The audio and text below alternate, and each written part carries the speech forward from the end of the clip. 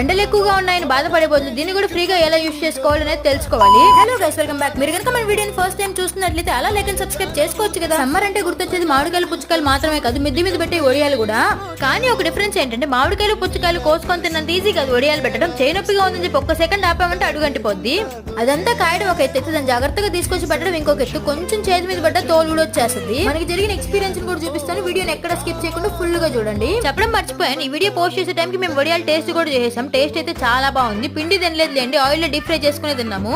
ఈ వడియాలకి పిండి కాయడం పెద్ద ప్రాసెస్, కానీ బెడ్షీట్ మీద పెట్టడం మాత్రం చాలా సింపుల్. ఒక గంట తీసుకుని మనకు నచ్చిన షేప్ పెట్టుకోవడమే. అది ఎక్కడ షేప్ అవుట్ అవుతుందేమో అని చెప్పి మమ్మీ చూస్తా ఉంది. వడియాలు తిన్న రోజులు మమ్మీకి బాగా గుర్తుంటది, ఎందుకంటే వడియాలు కాసేటప్పుడు మమ్మీ కొంచెం కాలింది చెయ్యి.